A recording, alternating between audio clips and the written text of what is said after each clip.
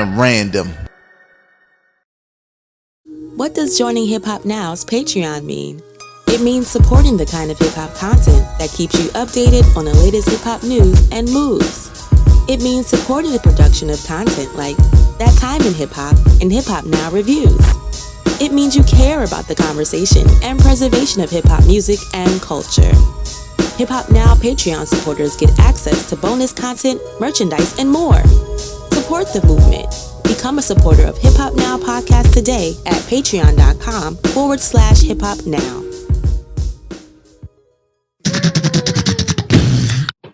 What up, y'all? Welcome to another episode of That Time in Hip Hop, a podcast about nostalgia, the history, the rumors, whatever it may be. It's all about reminiscing and giving you some facts and some rumors about things that happen in hip hop, from albums to artists, whatever it may be. You know what I'm saying? It's a good learning tool for those who wasn't there, and it's a dope trip down memory lane for those who were. I am your host, Vegas of Hip Hop Now podcast. I got with me my right-hand man, Tone of IntoTheDome.com. What's good, fam? Nothing much, brother. Sipping some water today. All right. Water it is. I've been drinking a lot of water, man. I dropped 17 pounds, man. Got to keep going. Okay. Got to keep it going. You know, I'm getting there. So by the time we hit the springtime, summertime, you know, be in the t-shirt looking right. But if you're tuning in for the first time, please know we do this all the time here on the B-Roll Network. So all you got to do is hit that subscribe button and you're locked in. You'll get notifications about new videos here on the channel. If you're a returning viewer or listener to the audio version, we appreciate your business. Make sure to comment on the videos, and most importantly, share it with people you know enjoy this kind of content. But we're going to get into the main part of the show right now, where we talk about the topic at hand, and trust me, we make sure everything is kind of relative and kind of works, man. And Tone, tell them what we're talking about today, because this is a part of hip hop that, you know, maybe it doesn't happen as much anymore, and maybe we can get into why and how. But definitely going to look at, you know, one of the legends in the game who was perfect at crafting lyrics around this style of hip hop.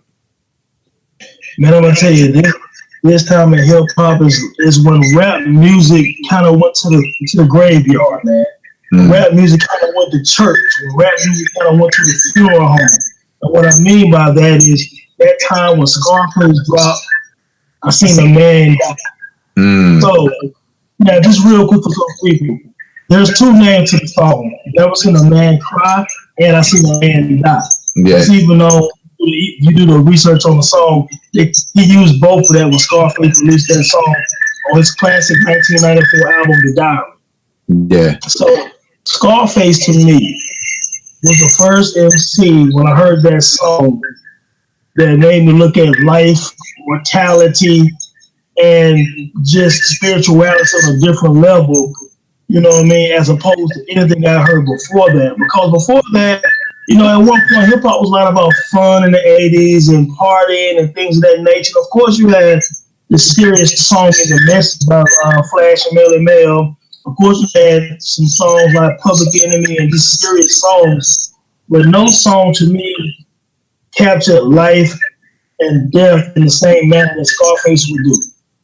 We know Tupac eventually started doing that, but when I heard man cry, man die, I was like, man, it was grim, it was dark, it was chilling.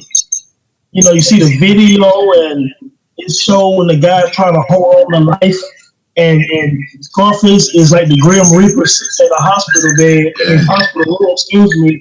telling him basically, you can go ahead and let go, man. It's gonna happen. Yeah. Go ahead and walk with you. You know, and when the guy finally passed away in the video, Scarface put a flower on top of him, and then it showed the spirit of the guy in Scarface in all black walking away. The tunnel of life, tunnel of death type thing. He talked about the lyrics. And I was like, man, I had never seen nothing like that in hip hop at that time. Yeah. And I'm like, man, it's kind of scary, man. It's kind of, and you're a young guy at the time watching this, and you know, when you're young, you think you're immortal. You know what I mean? And Scarface gave you some realism that you really wasn't ready for it. I don't think hip hop was ready for it at that time. And during that same time, actually during that same month, Tupac dropped Thug Life Volume 1. And he had poured out a little liquor on there about dead homies, but then he had the song Cradle to the Grave. And I was like, oh, okay, now Pocket started to go in from revolutionary gangster to this kind of grim, vivid, poetic life and death type of MC that Scarface was doing at the same time. Yeah. So both of them at that time was going that direction. But I see why, man, that's when it really started for me, man. Like, when you first heard that song, what did you think, babe? Like, you know, I was like, when the album came out, I was already on it. But I felt like you, because I love the first album, Mr. Scarface is Back, just because of how gangster it is. So I kind of always looked at Scarface, even with the Ghetto Boys, as kind of providing that. And then when this album came out, it was just kind of dark. Like the covers kind of scary in a way. Like, you know what I'm saying? Like some scary ass artwork. But for you old school cats, y'all remember Tales from the Dark Side? It used to come on. Like the intro to that used to scare the hell out of me. And that's what the cover reminded me of. But when I first heard the song, the first thing, even before I saw the video, the first thing I thought about was like, damn, Scarface sounds like he the Grim Reaper on here. Like, you know what I'm saying? The tone of his voice, the way he's rapping, like you said, it's kind of like, you know, I'm here to collect souls, you know, like kind of, and not even like an overly aggressive flow or like a rap flow. It was more like poetry, to be honest. Yeah. But it was grim, like you said. It was grim, and it was about death. And I kind of felt like, you know, it was the way you felt when you first heard rap lyrics that wasn't just party lyrics. When somebody actually made something that made sense. And, you know, it's one of those things that made you listen to them, you know what I'm saying? And like you said, you start to think about yourself, and even seeing a video like that, typically Scarface would have been the dude on a hospital bed, because that's how it was. Like rappers just like, yo, I'm the one going through everything, and the Grim Reaper's coming to visit me, but the Grim Reaper's Scarface. And it was just different, you know what I'm saying? It was just something you had never really seen. So for me, it just kind of made me be like, damn, Scarface is even better than I already thought. You know what I'm saying? That's kind of how I felt, like watching the video, man. But like you said, it kind of opened the door for rappers to expand their pen, basically, and write in different ways, like you said, with Tupac and others. Yeah, go ahead. Oh, excuse me. Yeah, and also I agree with you. First of all, I think he did open that door and made other MCs and groups feel comfortable being vulnerable. Because let's keep it real, you know, the average person don't want to go in there. Well, you want to live forever. Yeah. But Scarface is saying also, man, depending on the decisions you make, your time will be up faster. Yeah. You know, if you make bad decisions, I'm coming to see you faster. He is the Grim Reaper of hip hop. And on a side note, for readers, you can go intothe-dome.com, and I have an article about Scarface called The Grim Reaper of Hip Hop. And I go in very much detail about his place in hip hop and the way he perceived life and death. So that's just one of the things. But you know, I think the doors are open for a year later. Bone Thugs dropped the Crossroads. Yeah, you know, and Eazy had passed away, and it was a dedication song to Eazy-E. And when you look at the video, the Grim Reaper, basically death or what have you, is the tall guy in the black. He comes to see one of Bone Thugs' uncles. He comes to see, you know, different people depicted in the video. And at the end, it shows them walking up the mountain, and you see him carrying a baby that passed away, and a lot of people that died. And it shows Eazy at the end, at the top of the mountain, and we're kind of looking down, you know, kind of looking like I'm okay. You know what I'm saying? And That was one of the things that I feel like Scarface is one of the reasons why a song like Crossroads could take off, because death is a part of life. Hip hop is art and life. They do coincide, and I Now, think that right. now, what I'm almost positive, even though it kind of came out all around the same time, I'm almost positive that a lot of what Scarface was doing, because to be honest, we all know Scarface was kind of already in that lane on Mine's Playing Tricks on Me. You know what I'm saying? Right. He was kind of already there on certain records where he would hint at it.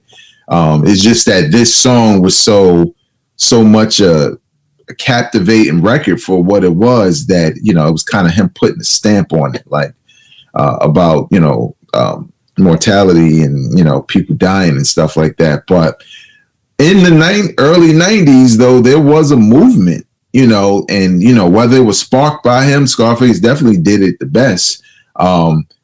A lot of rappers started to just take a whole persona that was basically dubbed horrorcore at a certain point. Like in 1994, even though this group didn't really make it, they didn't really put out music that was that good. Kind of reminded you of Onyx a little bit. They were on Def Jam, mainly because one of the members was Russell Simmons' nephew.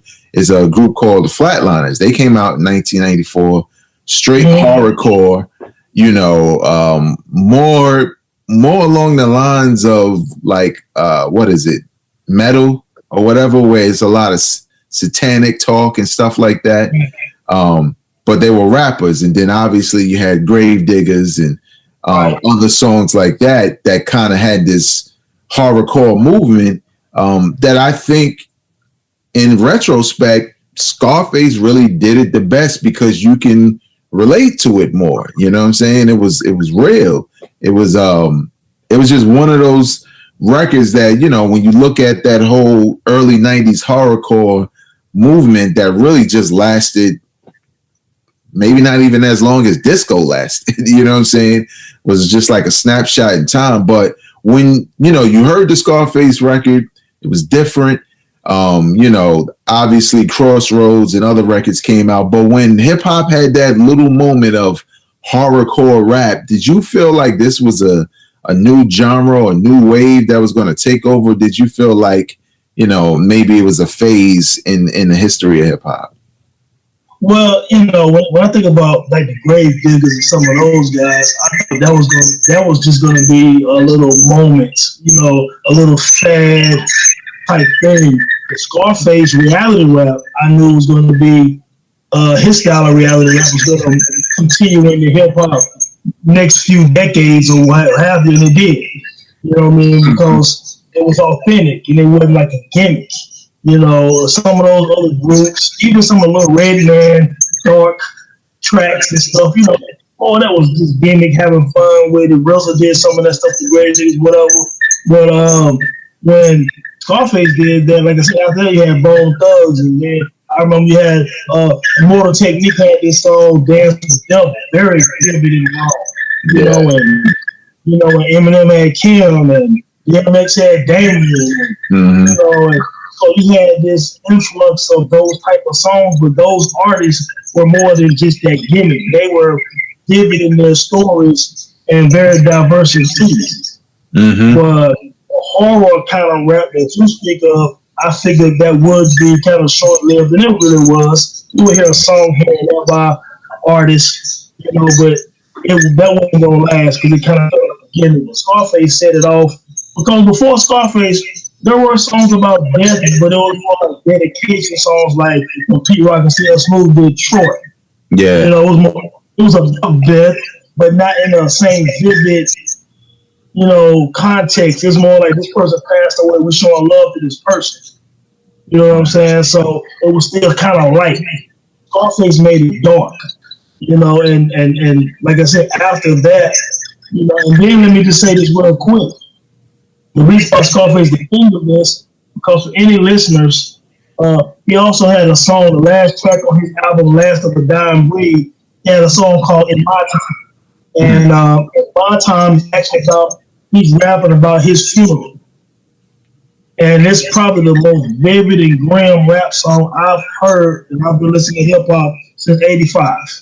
You know, I've never heard a song so vivid. He talked about his family that at the front row of the funeral. He talking about when he was laid in the ground. He was talking about the horns. He was just talking about telling his family to shed no tears. You know what I mean? It was just, I tell you, go to YouTube for any listeners and put in, first of all, I never seen a man cry. And then put it in my time about Vegas. I was talking about Scarface could have been a fix of that genre of hip hop. He is the Grim Reaper of hip hop.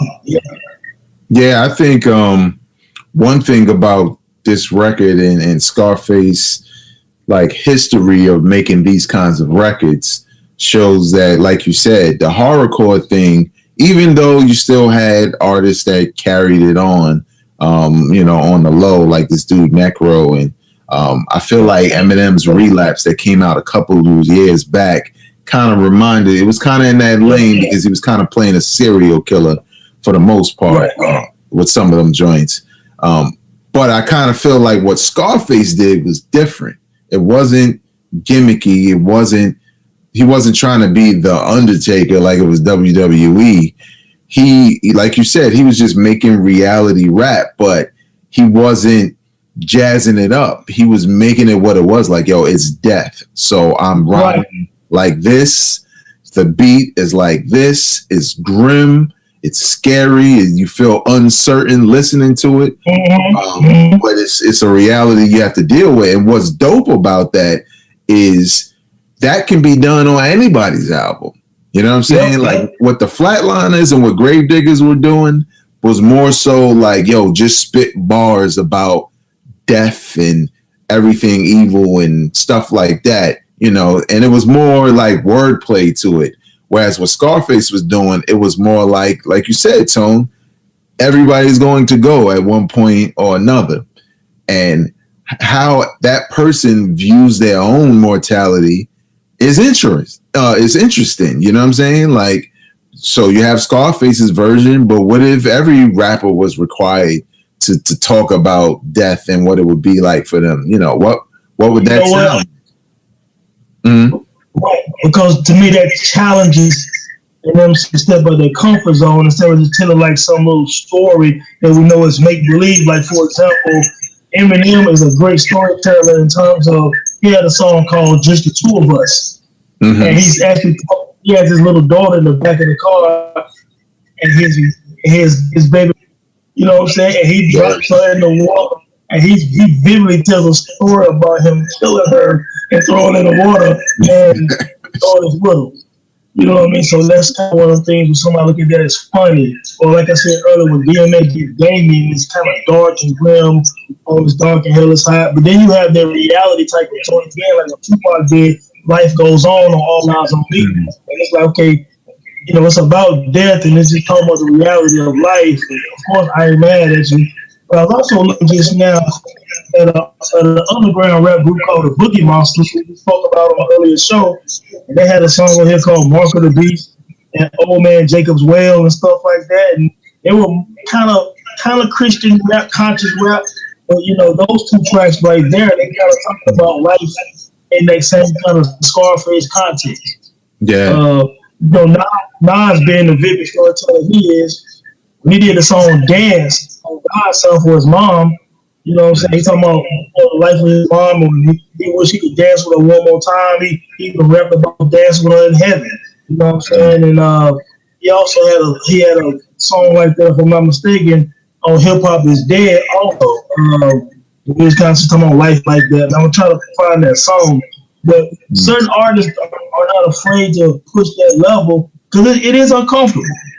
Yeah, it's uncomfortable to think about it for some people, to even think about, a loved one dying, let alone themselves. You could think of other examples where it's kind of woven into songs like Biggie's Suicidal Thoughts.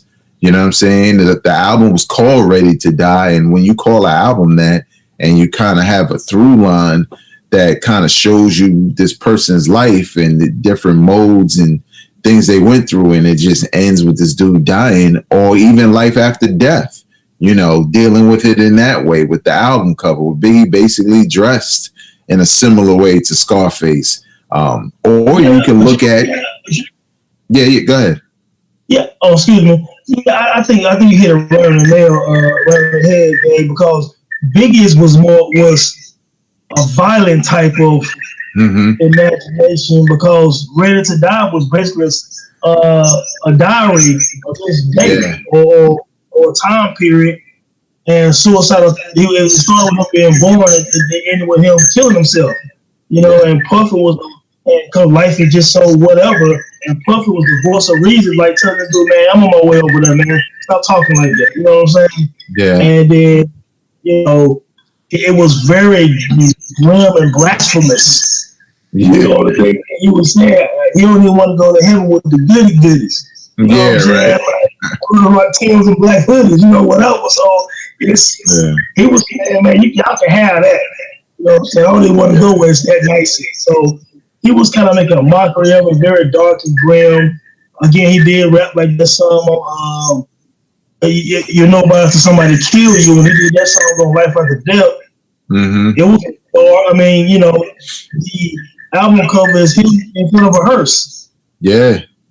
You know and again, another cover and another album where you know this person is gone, and look at what they're leaving you with, something that reminds you of death through them, you know. Very eerie. I remember when I went and picked it up, you know what I'm saying? I was looking at the cover, and I was like, damn, man, like, I mean, do you bring that energy? Like, you start thinking to yourself, because at the time I'm 21, I guess, or whatever, when Biggie died, you know, again, you guys, we're older, so we were grown when these things were happening. But we were young grown. You know what I mean? So me being a senior in college or whatever, I'm sitting there like, man, the enemy is real. I'm a science guy. I do feel like at some point, I'm not saying you're inviting, but I'm saying energy kind of feeds off what you give out. You kind of get it back sometimes. Yeah. That's what the listeners gotta remember that. You know, a certain energy, man, you got to stay away from.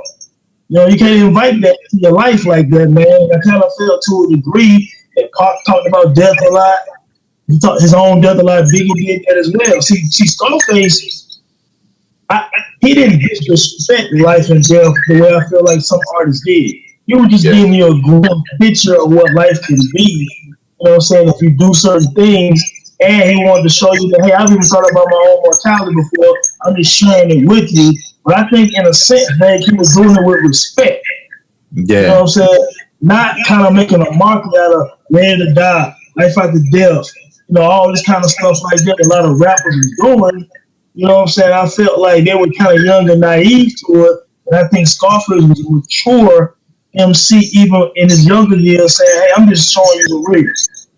Yeah, I think he was, compared to like the way Biggie looked at it and the way like even Tupac looked at it, he was more comfortable with it. You know, like, yo, this is what it is. Everybody goes, you go, I go. It's a part of life. It's a circle of life, you know. Whereas they were more so like, I don't want to be here no more. You know, F this, F that. I'm ready to die, blah, blah, blah. But death around the corner. Yeah, death around the corner. It's kind of like, you know, like you said, it's a respect thing. And it's like they didn't really, you know, like you felt like this is a person who says they're ready to die, who's not really ready to die. But given the circumstances, they feel like that's all they have left. Whereas Scarface is like, he don't care if your life is happy, sad, bad, rich, poor, or whatever. You're going to die one day. That's right. And this is how it works. And, you know, just come to terms with it. And I think that's what made him stand out. Like another play on that whole theme, which is probably a little bit more fun, but still dealing with death, is 24 Hours to Live off of Mace's album with Mace. And very dope track, as a matter of fact. Yeah, exactly. And it's, yeah, it seems dope, but they're really talking about, they're going to be dead in 24 hours. You know what I'm saying? So what would you do if you knew you would be dead in 24 hours? And I thought it was a dope play on it. But again, it just seems like for every example we come up with, Scarface is the closest to, like you said, where it's like reality. Besides Crossroads. Let me say this, man. Just going back to this face again, I just want to say these 3 lines that I wrote down earlier because, again, this is their reality. When Scarface says, I hear you breathing, but your heart no longer sounds strong. You know what I'm saying? Like, you're scared of death, but you hold on. You know what I'm saying? And now he's saying, the life you live will reflect in your mother's face. Now, think about that, man. Like, this guy got out of jail, he did something stupid, got himself killed, and now like you can visualize someone's mother. You see this in churches all over America, unfortunately. You see that mother sitting there like, and she's just drained because her young son is in this casket. Parents never want to bury their children. Yeah. Then you're thinking about, man, my son made all these bad mistakes. So Scarface is saying the life you live will reflect in your mother's face. Yeah. But you let your mother down by being in the streets like that. That's their reality. The Scarface talking about. Again, your death has hurt your mom in ways that she'll never recover. You know what I mean? She told to herself because of your death. You know what I mean? So it's just one of them things. Another thing, it's just like that karma, man. Again, Scarface was talking about karma on that man died also. And you look at Biggie and Pac, for example, I don't want to say karma, I'm just saying the energy again.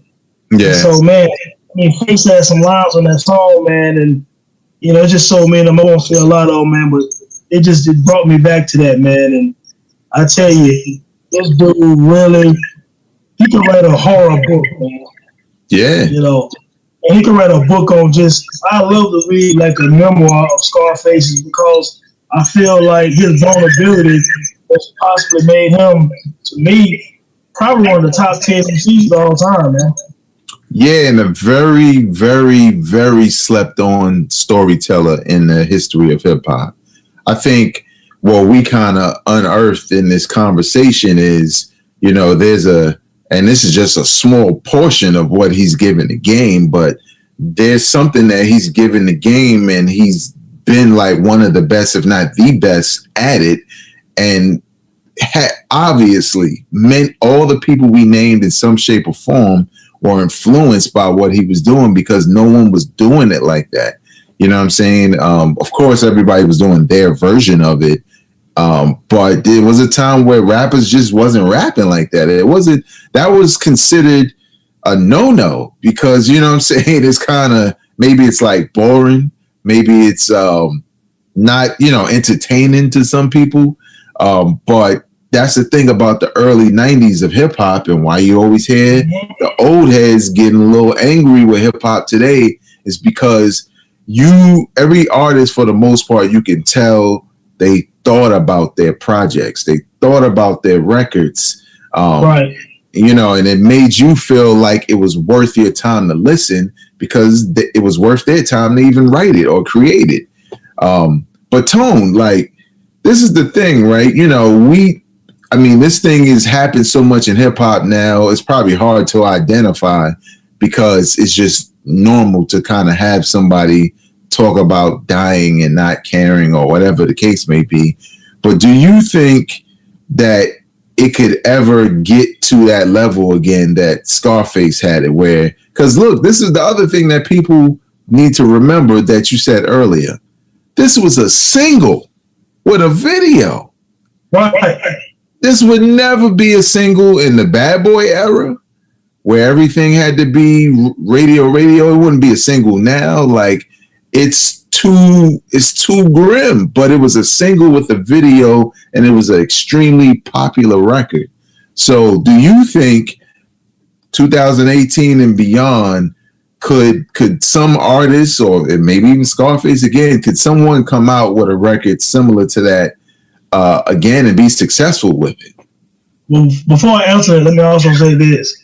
When the diary came and never seen the man cry, was the first single, right? Like you said, who would have done that as a single in the video? Well, hell, the second video was Hand of the Dead Body. Yeah, yeah, And one of the lines is gangsters don't live that long. You know what I'm saying? So it's very vivid. It's also about be stupid, you be killed. So the first two songs was real. So nobody could do that for Scarface to me. Now we fast forward to 2018. Only the vivid storytellers could do it. So again, Scarface could do it again. I mean, he's still putting out great music, great albums in this era, and so he could do it again.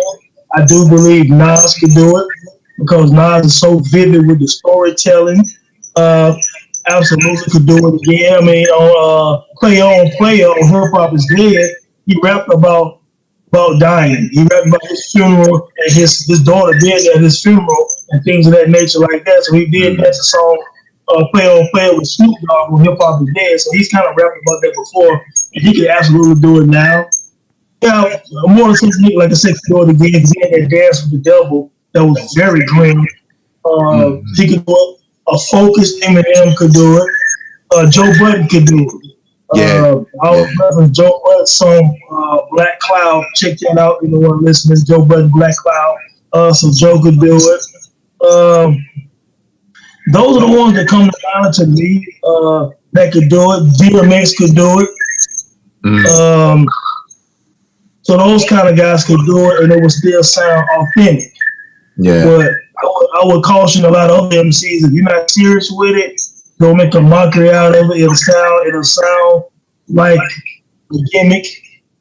But the guys that I named, I do believe they could do it sincerely, and it would be potent, it would be believable, and I think people will respect the message they're trying to convey because they won't be trying to glorify it. Scarface doesn't glorify death in the way Big actually did on some of their music. Scarface said, like you said perfectly, hey, we live and die, man. So live the best life you can to understand that, regardless of what level of life you're at the end of the day, you're going to have to say goodbye.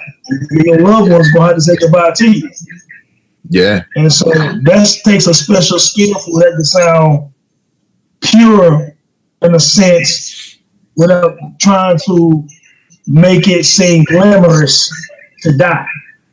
Yeah. And I think that's kind of what you get in more recent times is that's the thing you do more than anything. It's like, I'm ready to go out and blah, blah, blah, and bury me and this and that. It's not sincere. It's not, it makes me think back on 1990. I think this Gangsta album, The Moment of Truth, when Guru had this song Eulogy. You know what I'm saying? And, very deep, and talking about life and death, and rest in peace to Guru. He was a serious MC. And of course, if he was alive, he'd be another person who made a song like Eulogy again from Moment of Truth is believable. Prodigy, rest in peace to Prodigy. I just want to say this real quick. Veterans Memorial.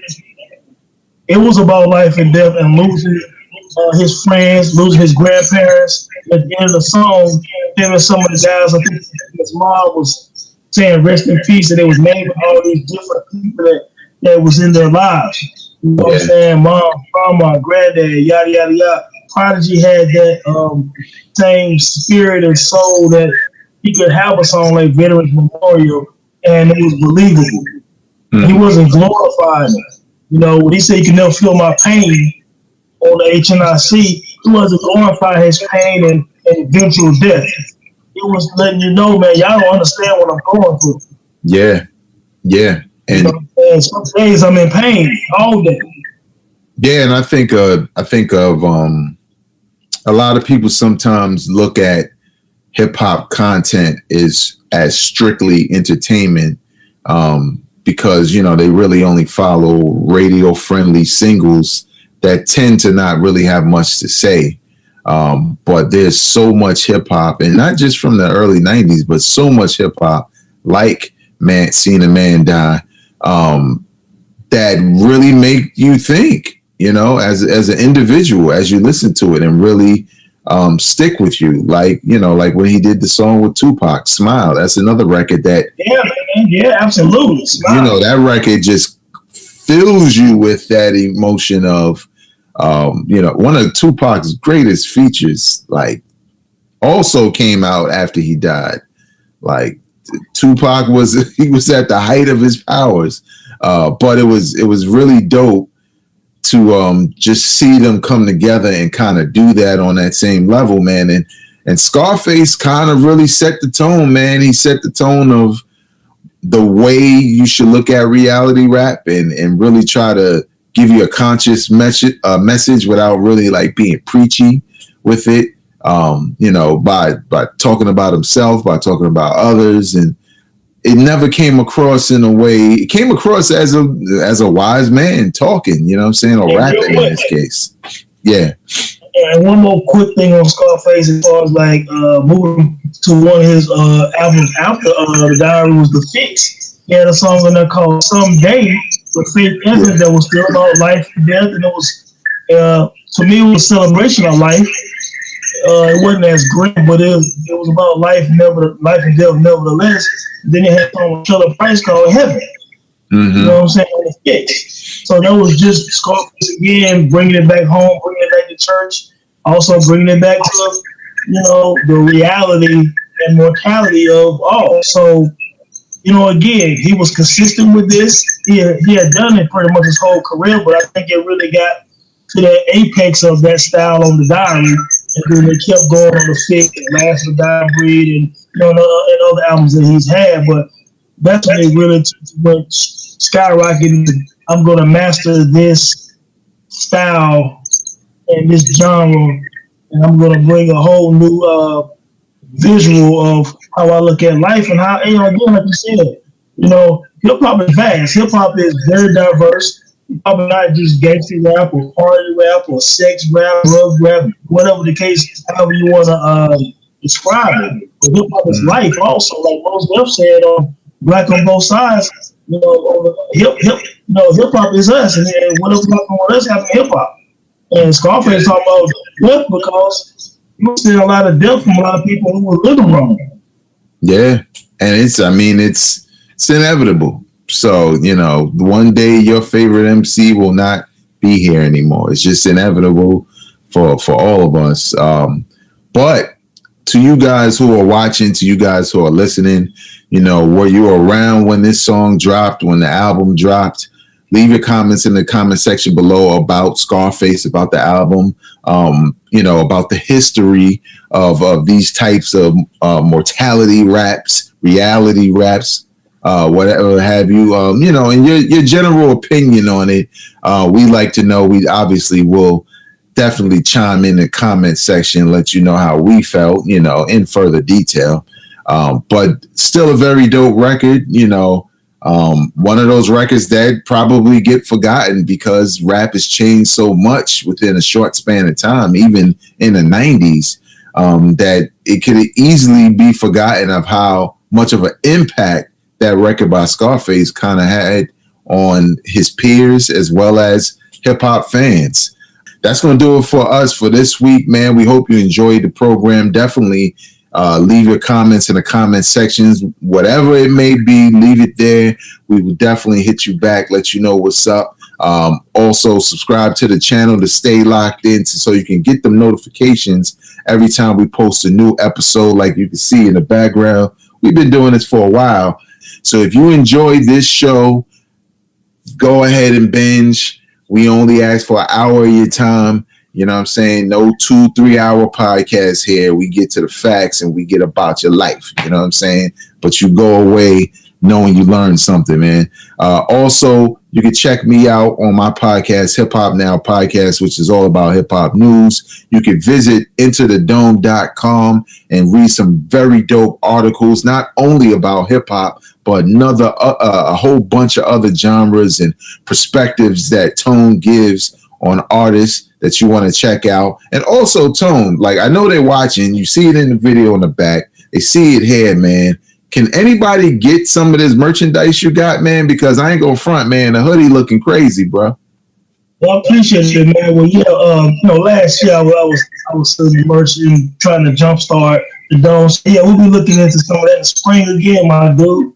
Okay, all right. So you heard it here first. Stay tuned to this channel, to this network, and to intothedome.com if you like the merchandise he been rocking for y'all.